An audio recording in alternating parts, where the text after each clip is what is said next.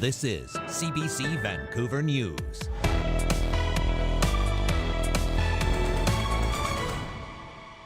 Demanding an apology from a downtown Vancouver hotel.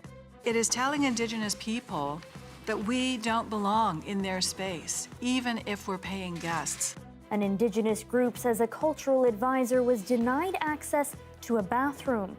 Also, how another cyclist death at a notorious intersection. There should be 0 deaths as a result of cyclist and vehicle collisions. We're not there yet. Is fueling more calls for bike infrastructure. And turf war on the North Shore. We don't have the facilities now to do what we need to do. And why soccer players say there just aren't enough fields. Good evening, I'm Michelle Ghoussoub. Thanks for joining us.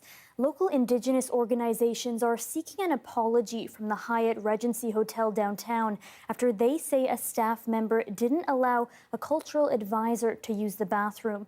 The BC Association of Aboriginal Friendship Centres says the incident happened last month. As Yasmin Gandam explains, members say the man was refused access while the hotel maintains the washroom had just been closed. The Hyatt Regency is in business to provide hospitality, not hostility. Indigenous leaders and advocates gathering to share their dismay at the lack of acknowledgement and apology from the hotel. What we experienced from this hotel is that it is telling Indigenous people that we don't belong in their space, even if we're paying guests. The incident took place during a gathering of 25 Aboriginal Friendship Centres. Just after 11 p.m., one of the attendees tried to use a bathroom. After 4 requests, the cultural advisor could no longer control his need to use the toilet. This resulted in a public and humiliating incident. Onlookers witnessed the incident taking place. The cultural advisor recounts how the hotel employee mocked him and smirked at him, noticing his wet clothing. In a statement to CBC, the hotel has denied any racism or discrimination from the employee and says the supervisor was closing and locking the restrooms as part of protocol. As soon as the employee learned he was a guest, access was given to the restroom. The hotel says it takes diversity and respect very seriously, and their staff have previously taken reconciliation certification courses. Leaders today saying it's not enough. There needs to be training so that when incidents like this happen, they know how to respond accordingly. If that doesn't happen, it will happen again, it will happen again, and it will happen again. They added that it puts an upcoming conference at the hotel in doubt. But at this point, with 2 weeks left to go before the conference, it's a real challenge to make such significant moves for such a big conference. The Society says the statement doesn't go far enough, demanding a public apology and acknowledgement from the hotel that these incidents won't happen again. Yasmin Gandam, CBC News, Vancouver. Meanwhile, on the island, BC Transit has reached an agreement with bus drivers as well as service and maintenance staff in the Victoria region. The deal was reached with about 680 employees. No details on the terms are public yet. Union members still need to vote on the arrangement. BC's former representative for children and youth says she's satisfied with her past work and identity after learning that she has been stripped of an award. The BC Civil Liberties Association rescinded an award given to Mary Ellender Palafon as board members believed she falsified claims of Indigenous identity. Their downs follow a CBC investigation which raised questions about Palafon's Cree heritage. Palafon tells the Canadian press it is liberating to be free of honors and that it allows her to focus on what really matters in her life. She also accused the media of putting her on trial.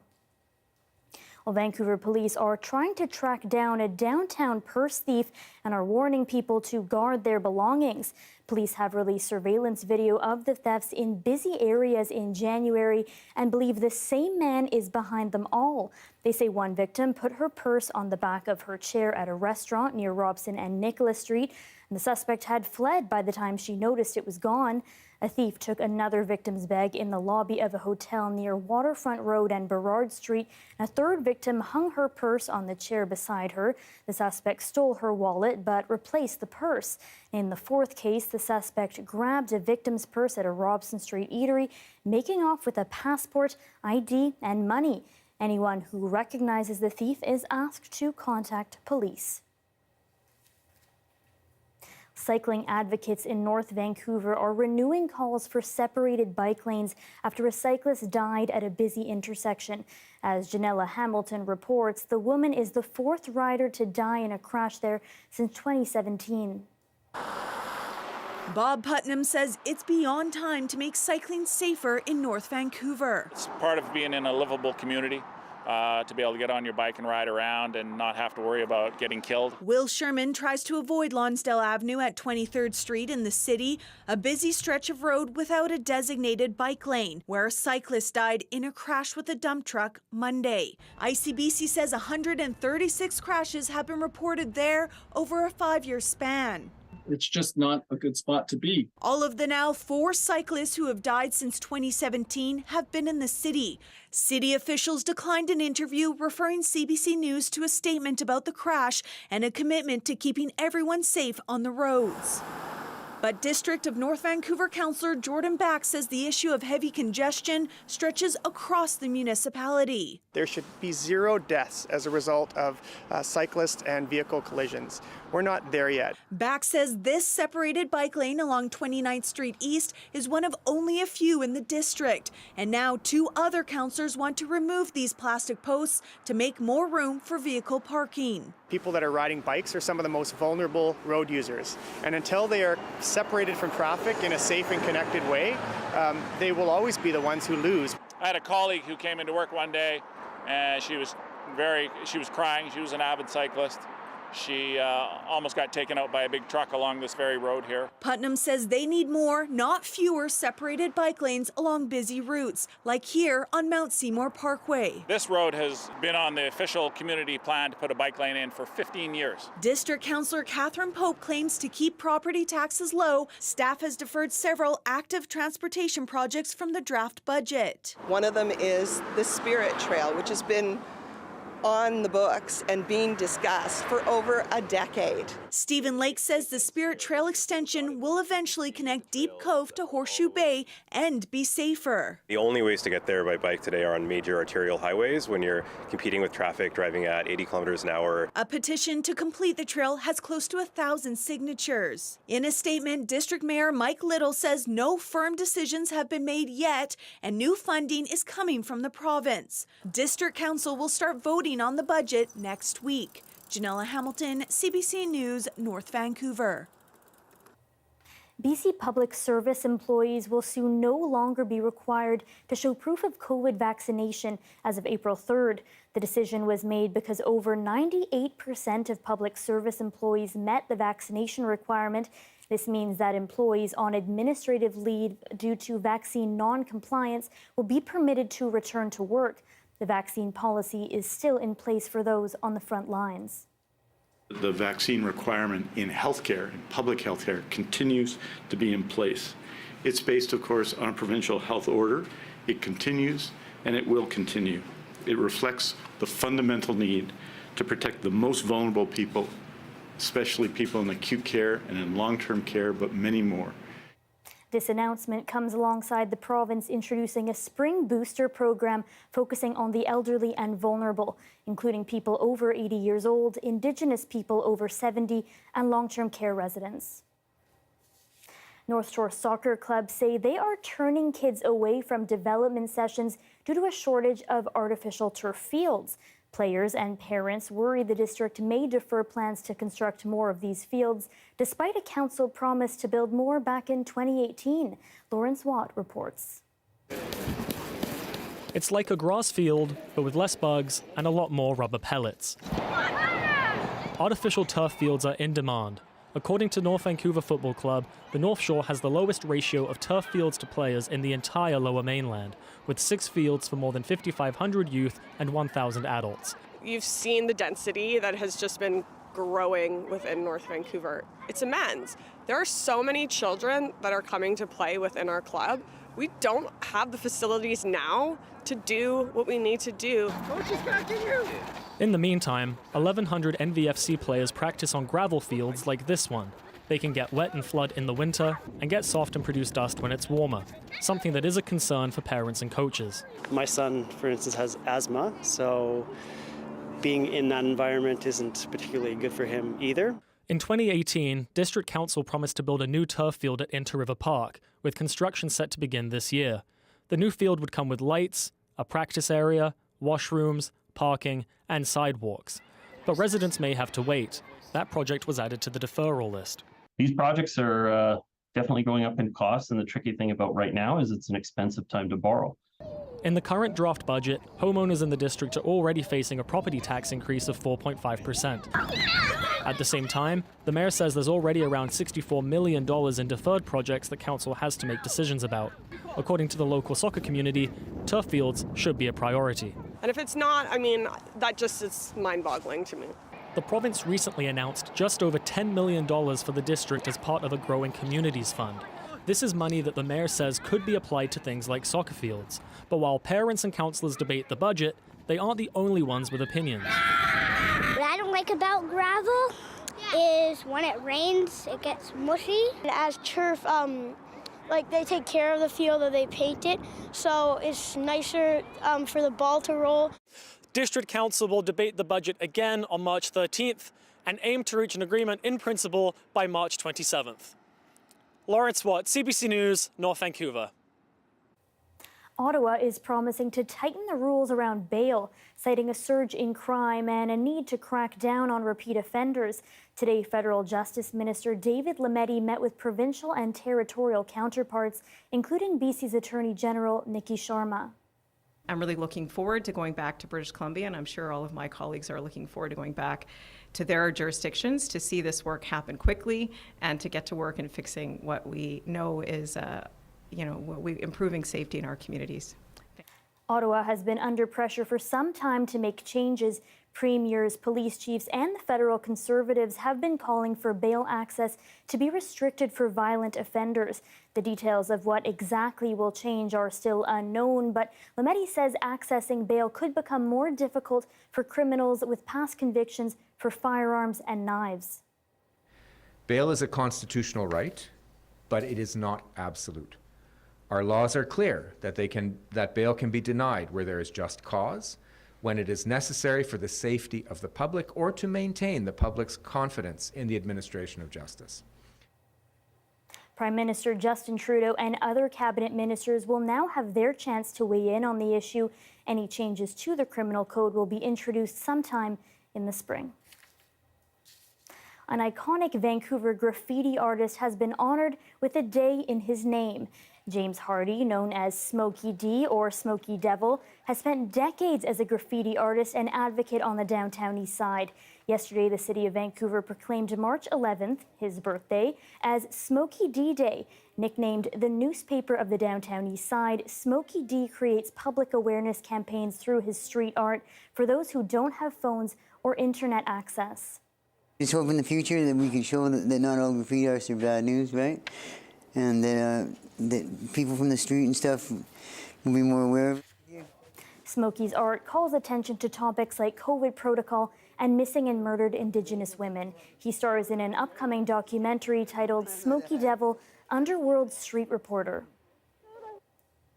Construction costs for the Trans Mountain Pipeline continue to grow, now reaching nearly $31 billion. The Crown Corporation twinning the pipeline says flooding, inflation, and supply chain challenges are all to blame for rising project costs.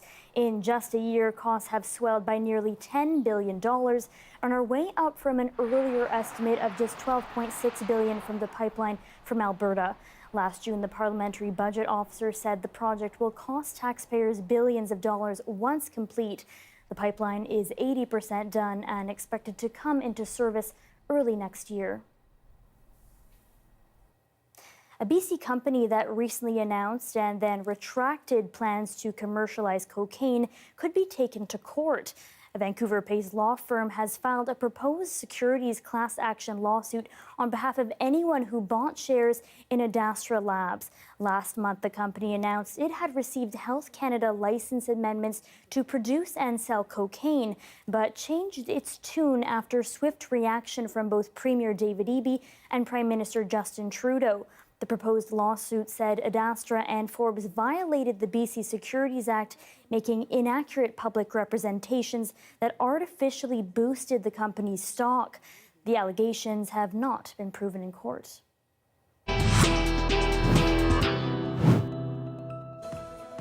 Why an ancient ant fossil could hold the key to understanding BC's ancient climate. That's next. Stay with us.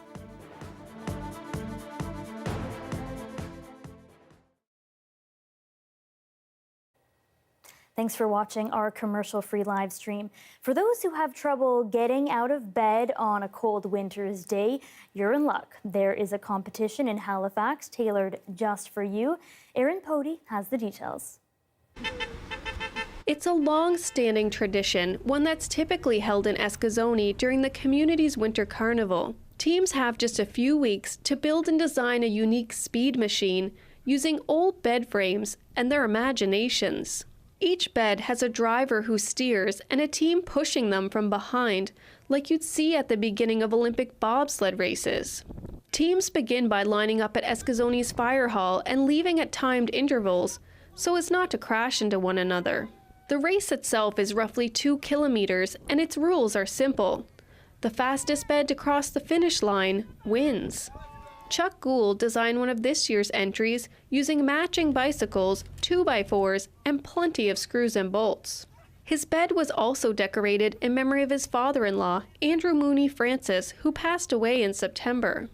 A lot of people, when they see a bed race, they trace back to when one of their family members was racing at a time in their lives. So it's for the memories mostly.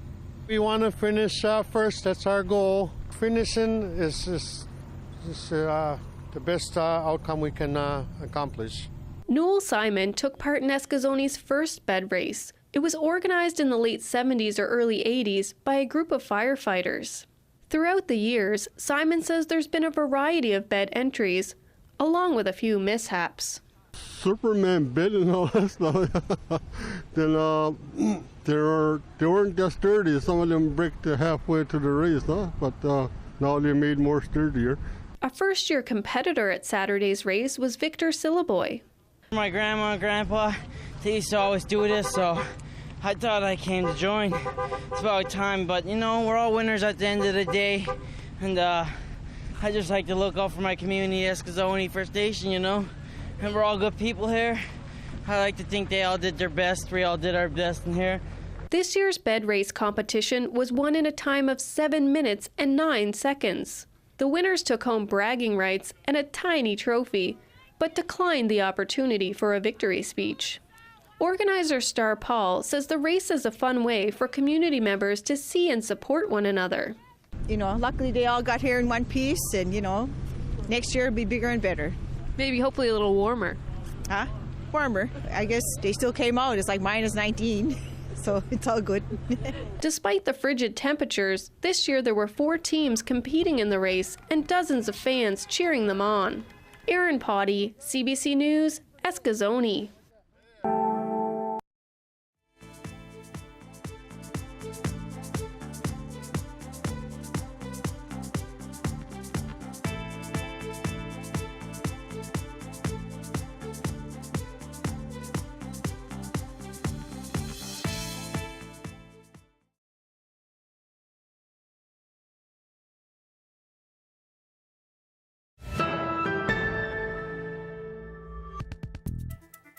Scientists from SFU are studying a fossil of a giant ant that's the size of a small bird near Princeton.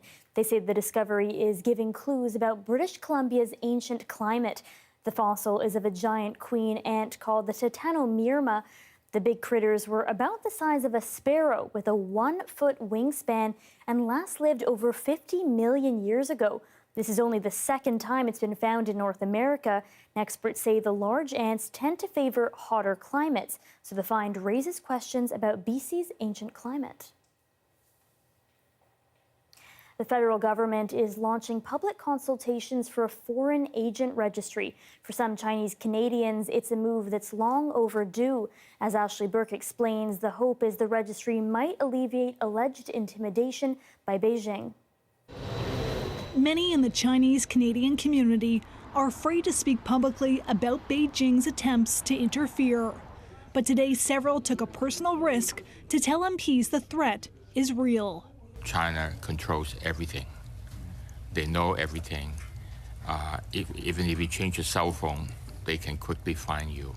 They say China has upped its game, and the threats they face are now more subtle, but cause just as much fear. You get a phone call in the middle of the day asking, "So, how are your parents doing?" back in Sichuan, China. And then you'll get the message. That means if you don't behave, your parents' phone numbers, address, or even their physical well-being is under threat. This Uyghur activist says just 2 months ago, he experienced a much more overt threat. I received a phone call again from Chinese state police, from Urumqi, by taking hostage of my uncle. The government is now asking people to weigh in on its plans to launch a foreign agent registry in Canada. It's something the community has long called for and criticized the government for failing to act sooner, like some allies have. It is not a panacea. It will not stop every potential effort by a hostile state actor to interfere. As long as the government has been seen as actively trying to protect the integrity of its election as well as its community, then it would send a strong message back to hostile countries. But researchers warn of its limitations. How effective it will be? It's because a lot of these operations are covert or clandestine by nature, right? And so even if you were to put agents and register everyone, my sense is they will find alternate means to evade. Some are now calling for a dedicated hotline so people can report if they've been harassed and get advice on any concerns for their safety. Ashley Burke, CBC News, Ottawa. You're looking at a live shot of the Eagle Chair on Cypress Mountain. Jules Desjarlais will have your full forecast next.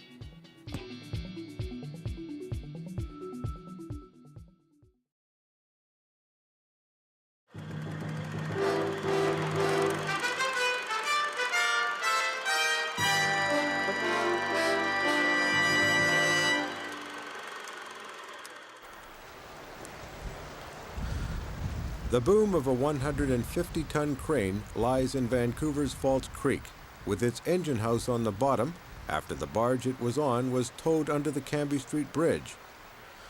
The crane's superstructure hit a sign warning of limited height and then struck the concrete bridge structure. The crane then collapsed into the water. What caused the accident? Was it a wrong guess for the tide or what? That would be our guess, a tide error. The accident happened right at the highest tides of the year, 15 feet 6 inches. But there's one other factor. There were 30-knot winds outside False Creek, and that pushes water into False Creek, water that can't escape. And Coast Guard sources say that can raise the level of the tide by 1 meter or more. Divers were brought in by Fraser River Pile and Dredge, the owners of the crane, to survey the damage and the bottom of False Creek. The bridge itself looks like it only sustained superficial damage. That's really not a concern at this point. The bigger concern is that there's a 30-inch sewer force main and a 30-inch sewer or water main crossing just to the west of the bridge, and we have to be concerned about where the crane went down may have damaged those pipes. And further, when they do the salvage operation, we have to make sure that those underwater crossings are not damaged in any way. What it did was it landed on its counterweight and then it flopped back down. And the boom itself is ripped, eh?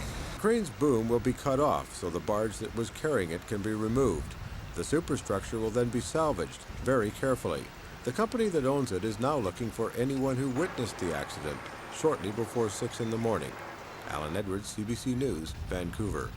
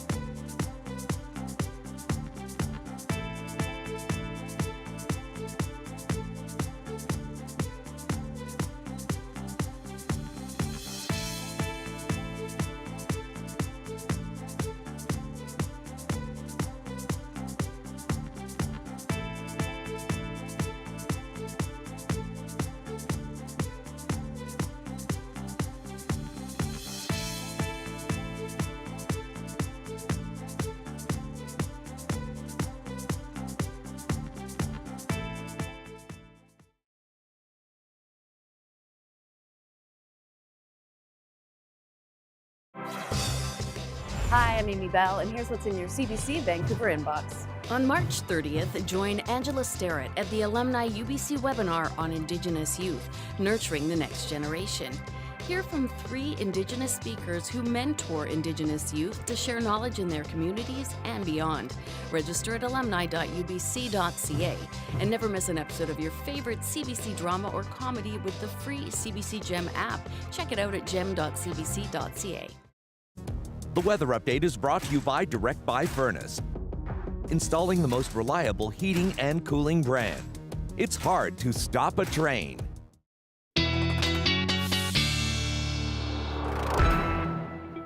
And for our BC-wide forecast tonight, we are joined by our Radio-Canada colleague, Jules Desjardins. Jules, what can people expect going into the weekend?